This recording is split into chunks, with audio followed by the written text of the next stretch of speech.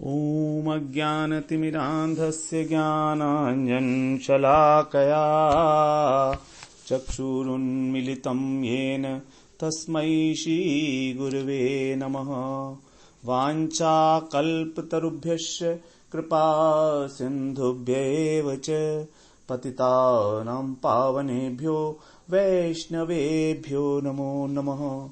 नमो महावदान्याय कृष्ण प्रेम प्रदाय चे कृष्णाय कृष्ण चैतन्य नाम्ने गौरत्विषे नमः। हे कृष्ण करुणा सिंधो दीनबंधो जगत्पते गोपेश गोपिका कांत राधा कांत नमोस्तुते। तप्त कांचन गौरांगी राधे वृंदावनेश्वरी वृषभानुसुते देवी प्रणमामि हरिप्रिये। वृंदायै तुलसीदेव्यै प्रियायै केशवस्य च कृष्ण भक्ति प्रदे देवी सत्यवत्यै नमो नमः। श्री कृष्ण चैतन्य प्रभो नित्यानंदा श्री अद्वैत गदाधर शिवासादि गौर भक्त वृंद। हरे कृष्णा कृष्णा कृष्णा हरे हरे, हरे राम राम राम हरे हरे। हरे कृष्णा।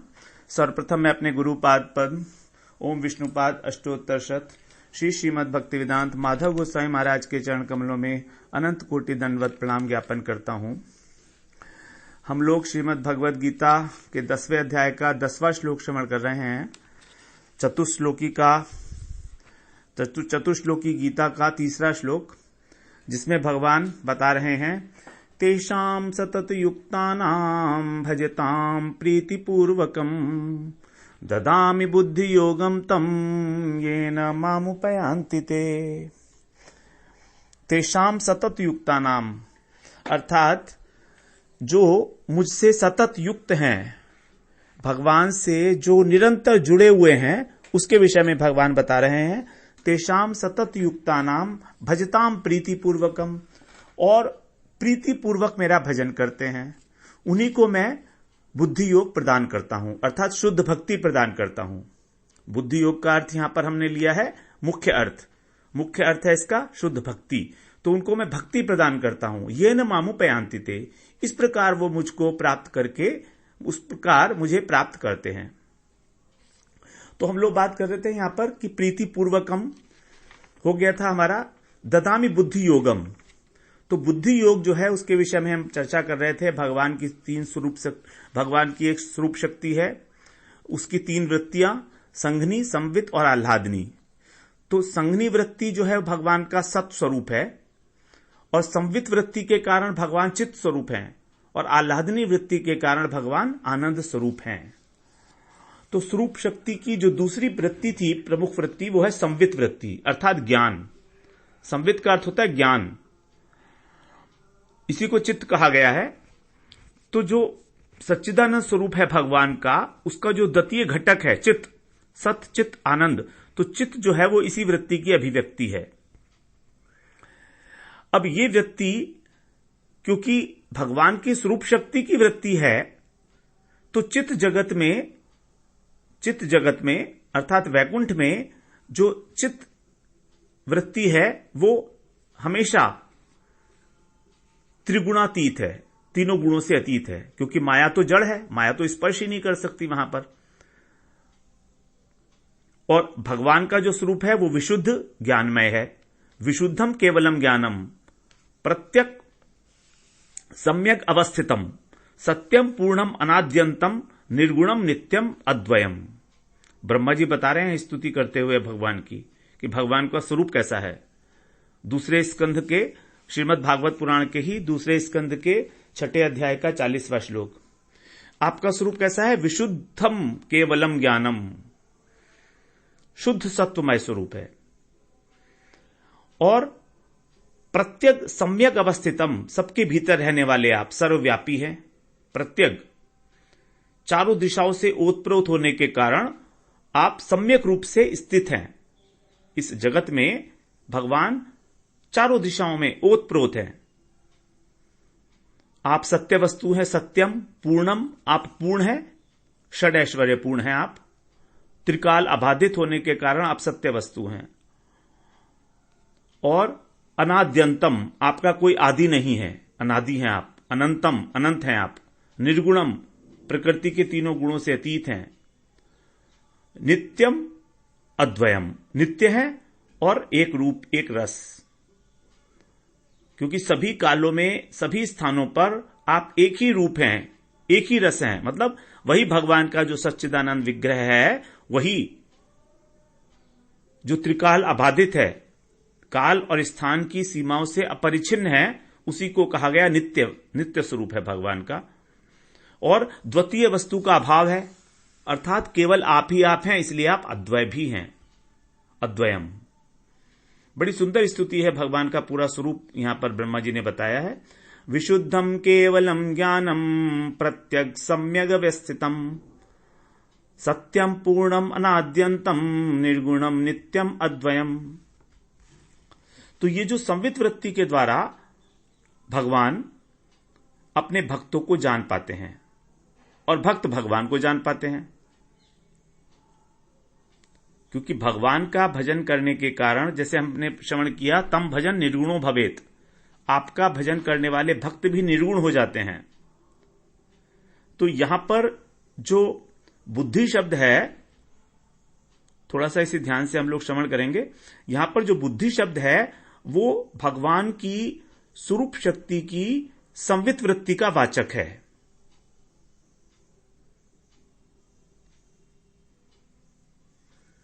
बुद्धि शब्द भगवान की स्वरूप शक्ति की संवित वृत्ति का वाचक, माइक बुद्धि का नहीं है, संवित वृत्ति का, जो त्रिगुणातीत है। इसी बात को अगले श्लोक में भगवान ज्ञान दीप के नाम से कहेंगे, ज्ञान दीपेन भास्वता। तो जिस तत्व ज्ञान की बात पहले हम कराए हैं चौथे अध्याय में 34वें श्लोक में, तत्विद्धि प्रणिपातेन परिप्रश्नेन सेवया उपदेक्षयन्ति ते ज्ञानम ज्ञानिनस तत्वदर्शिनः। वो तत्वदर्शी पुरुष तुमको ज्ञान का उपदेश देंगे, तत्व ज्ञान का। तो उसका जो अर्थ है वो यही संवित वृत्ति है। संवित वृत्ति के ऊपर ही इशारा किया जा रहा है तत्व ज्ञान के माध्यम से। इसी कारण चौथे अध्याय के 38वें श्लोक में इस संवित वृत्ति को पवित्र कहा गया था। नहीं ज्ञानेन सदृशम पवित्रम यह विद्यते। इस ज्ञान के बराबर पवित्र कोई है ही नहीं कुछ भी इस जगत के अंदर। तो वहां पर जो ज्ञान है, ना तो वो निर्विशेष ब्रह्म ज्ञान है, ना वो संसार का किसी प्रकार का भी ज्ञान है। जो भगवान की चिन्मय संवित वृत्ति है स्वरूप शक्ति की, उसी की ओर यहां पर इशारा है। उसी ज्ञान के द्वारा भक्त भगवान को जान पाता है। भगवान जब अर्जुन स्तुति कर रहे हैं भगवान की आगे 10वें अध्याय के इसी अध्याय के 12वें श्लोक में, तो भगवान को कहा उन्होंने परम पवित्र हैं आप। पहले भी पवित्र कहा गया भगवान ज्ञान को। ज्ञान को कहा गया नहीं ज्ञानेन सदृशम पवित्रम यह विद्यते। ज्ञान पवित्र है और भगवान को भी परम पवित्र कहा गया। तो इसका कारण क्या है कि यह ज्ञान भगवान की स्वरूप शक्ति की संवित वृत्ति का वाचक है। और शक्ति और शक्तिमान में अभेद है। इसलिए भगवान को कहो अथवा उनकी स्वरूप शक्ति की संवित वृत्ति को कहो, दोनों में से किसी को भी कहो, जो कहा गया है कि पवित्र है, एक ही बात मानी जाएगी। क्योंकि शक्ति शक्तिमान अभेदा। इसी प्रकार से अब तीसरी शक्ति है भगवान की आह्लादनी शक्ति। भगवान स्वयं आनंद का अनुभव करते हैं और अपने भक्तों को भी आनंद का अनुभव कराते हैं। जब भक्त उनकी सेवा करता है तो भक्त को भी एक आह्लाद मिलता है, आनंद मिलता है। ये कैसे मिलता है उसको आनंद? जब भगवान ही अपनी संवित वृत्ति से ये जानते हैं कि मेरा भक्त मेरा भजन कर रहा है, भजताम प्रीतिपूर्वकम, तो भगवान की जो संवित वृत्ति की बात की हमने, तो संवित और आह्लादनी वृत्ति का जो सार अंश है, एसेंस उसकी, उस एसेंस को भगवान गुरुदेव के माध्यम से निक्षेप करते हैं भक्त के हृदय में। इसी को कहा गया है कृष्ण प्रीति। जब हम कहते हैं ना भजताम प्रीति पूर्वकम, तो ये जो प्रीति है कृष्ण के प्रति, ये भगवान ही गुरु के माध्यम से हमारे हृदय में संचरित करते हैं, जिससे भगवान की सेवा करने की वासना उत्पन्न होती है। सेवा वासना का उदय होता है उससे, और इसी को कहा जाएगा प्रेम लक्षणा भक्ति, प्रेमा भक्ति। तो संवित से जो युक्त आह्लादनी वृत्ति है वही है ददामी बुद्धि योगम तम, जो निर्गुण है, नित्य है। इस प्रकार भक्त जो है भगवान की साक्षात सेवा को प्राप्त करता है प्रेम अवस्था पर जाकर। येन मामू पयांति ते, जिसे प्राप्त करके वो भगवान की सेवा में नियुक्त हो जाता है। तो हम लोगों ने यहां पर इस बात की इसलिए इतनी विस्तृत चर्चा की कि भगवान का जो सच्चित आनंद स्वरूप है, जीव मात्र का जो सच्चित आनंद है स्वरूप, आत्मा का जो स्वरूप है हमारा सच्चित आनंद, वही उसी के अंदर जो चित्त तत्व है, वो चित्त तत्व की ओर ही लक्ष्य किया जा रहा है बुद्धि योग के द्वारा।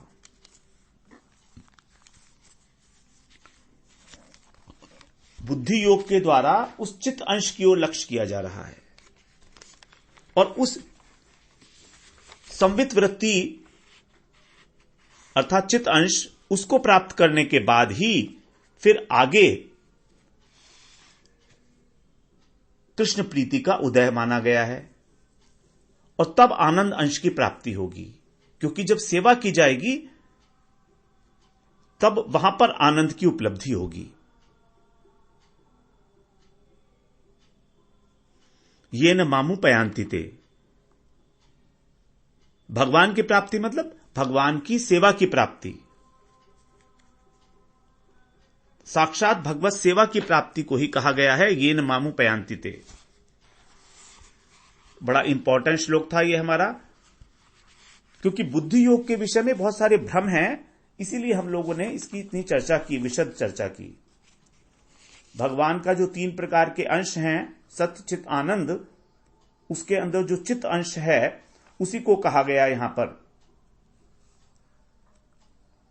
बुद्धि योग, जो संवित वृत्ति का परिचायक है। तो अब इस प्रकार से हम लोगों ने भगवद गीता में 10वें अध्याय का ये तीसरा जो चतुश्लोक की गीता थी उसका हम लोगों ने जो श्रवण किया।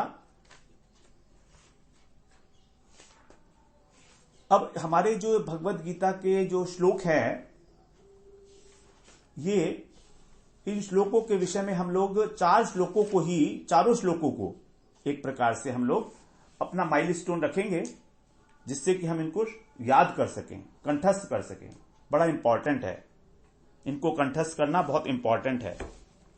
तो हमारा जो माइलस्टोन 90 अध्याय में था, अंतिम श्लोक को भी हमने माइलस्टोन बनाया था। वहां पर अभी ध्यान नहीं आ रहा वहां पर उसकी चर्चा की गई थी कि नहीं की गई थी, लेकिन वो हमारा बनता है माइलस्टोन 50, 90 अध्याय का 34वां श्लोक।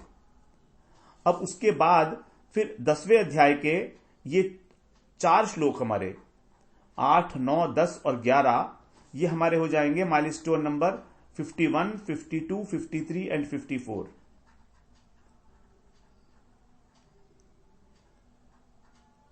4 श्लोक माइलस्टोन श्लोक होंगे। अब हम लोग जो हैं प्रवेश करेंगे चतुश्लोकी गीता के अंतिम श्लोक में, अर्थात 10वें अध्याय के 11वें श्लोक में।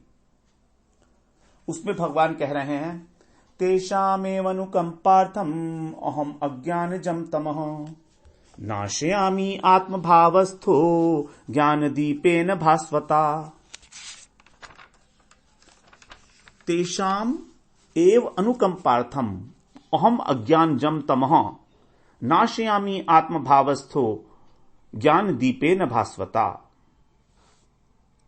जैसा हम लोग पहले श्रवण किया, श्रीमद् भागवत पुराण में 12 स्कंध हैं और उसमें 335 अध्याय हैं और 18,000 श्लोक हैं।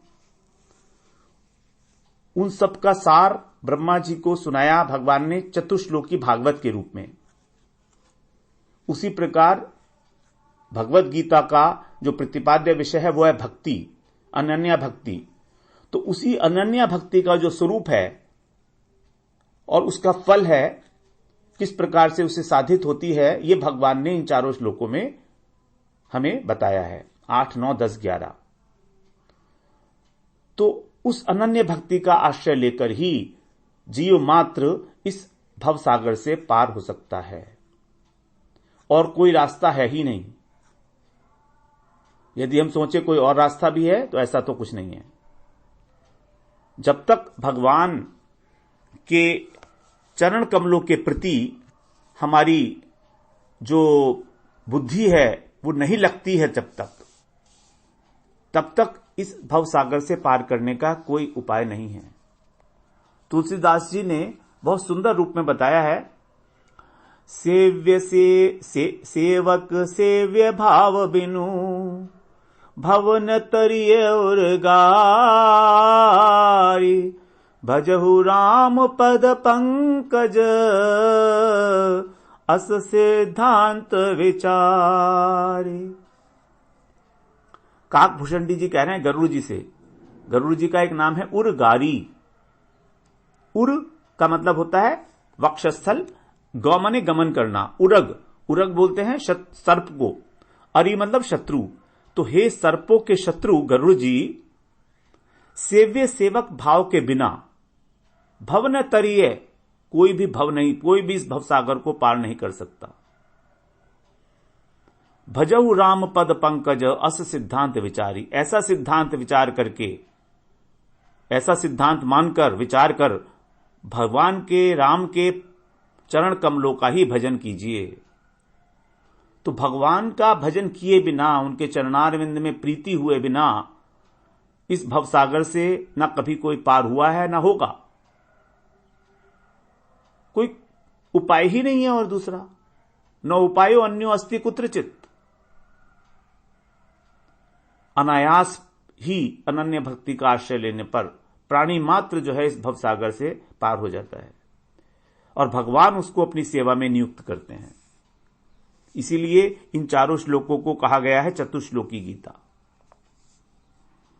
तो गीता के द्वितीय षष्ठक में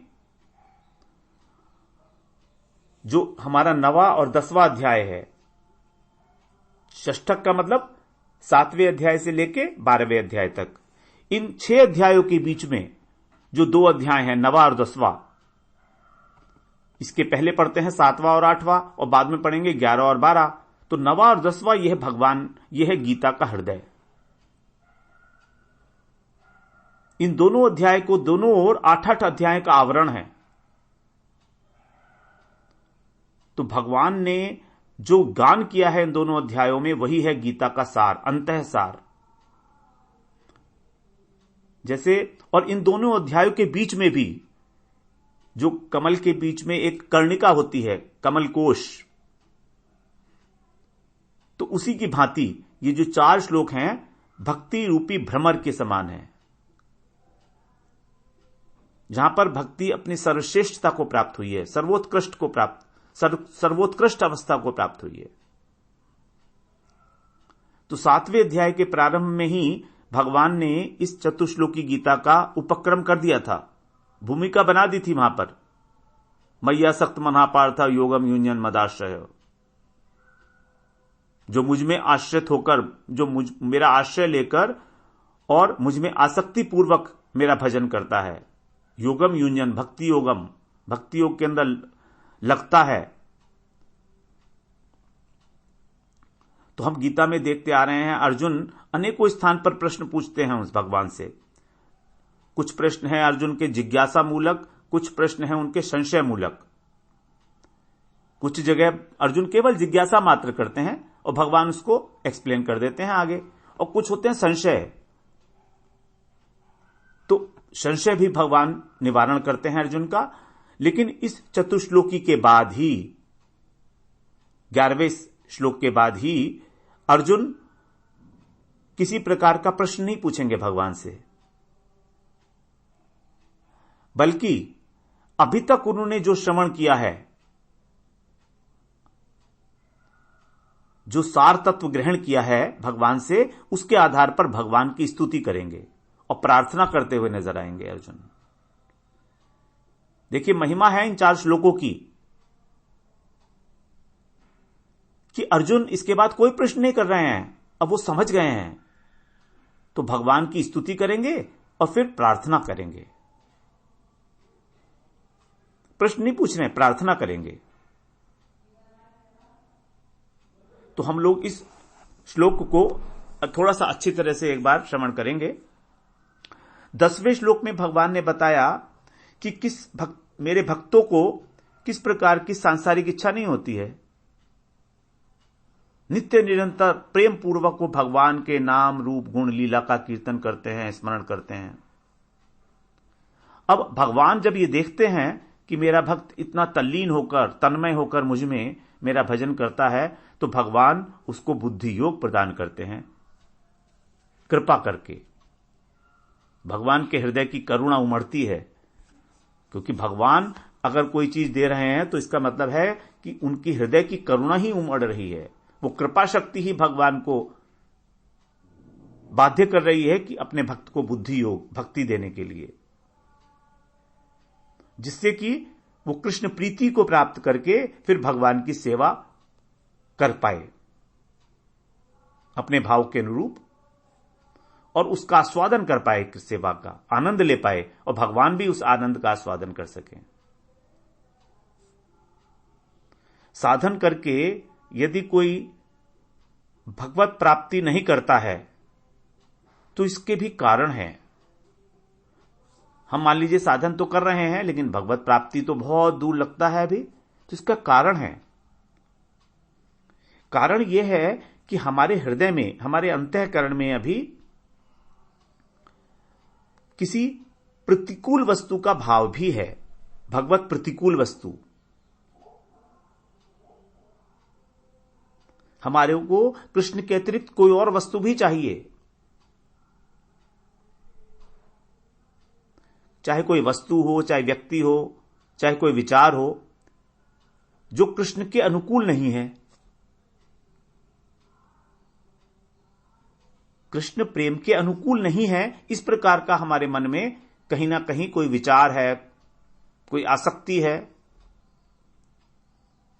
और दूसरी बात है कि भगवत प्राप्ति के अनुकूल जो वस्तु हैं या जो विचार हैं वो है नहीं, वो अविद्यमान है।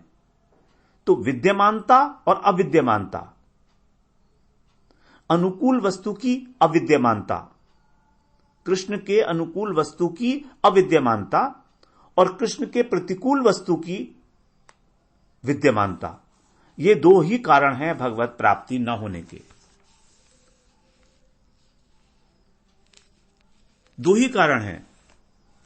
या तो हम ठीक तरह से भजन नहीं कर रहे हैं, और भजन नहीं कर रहे हैं साथ में हमारे मन में कोई और इच्छा भी है, अन्याभिलाषिता।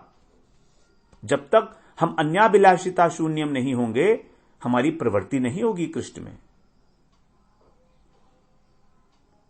तो जब भगवान अपने भक्त को निष्ठावान देखते हैं, उसका प्रयास देखते हैं, तब भगवान ये सोचते हैं कि मुझसे कुछ ले ले ये। लेकिन भक्त तो एक निष्ठ है, उसे तो केवल भगवत प्रेम चाहिए। तब भगवान की कृपा शक्ति 2 प्रकार से काम करती है। भगवान की जो कृपा शक्ति है वो दो प्रकार से काम करती है। एक तो उसके हृदय के अंदर जो अज्ञान है उस अंधकार को नाश कर देती है, क्योंकि उस अज्ञान के कारण ही वो अपने शरीर से तादात्म्य बनाए हुए है और इस संसार के प्रति आसक्त हो रहा है। हमारा संसार से आसक्ति होने का कारण है प्रधानतः अज्ञान, माया की अविद्यावृत्ति। इसी कारण तो हम भगवान में हमारा आवेश नहीं हो पा रहा। तो क्या करती है भगवान की कृपा शक्ति? दो प्रकार का काम करती है। पहले तो अज्ञान का नाश किया उसने, और दूसरी बात भगवान पहले कहे आए हैं, ददामि बुद्धि योगम तम, मैं उसको वह बुद्धि योग दे देता हूं जिसको प्राप्त करके वो मेरी सेवा कर सके। तो प्रेम भक्ति रूप बुद्धि योग प्रदान करती है, अज्ञान का नाश और भक्ति का दान, ये भगवान की कृपा शक्ति के कार्य हैं। मतलब विनाश और विकास दोनों साथ साथ, दोनों कार्य करती है। अंधकार का, अज्ञान का विनाश करती है और भक्ति का विकास करती है।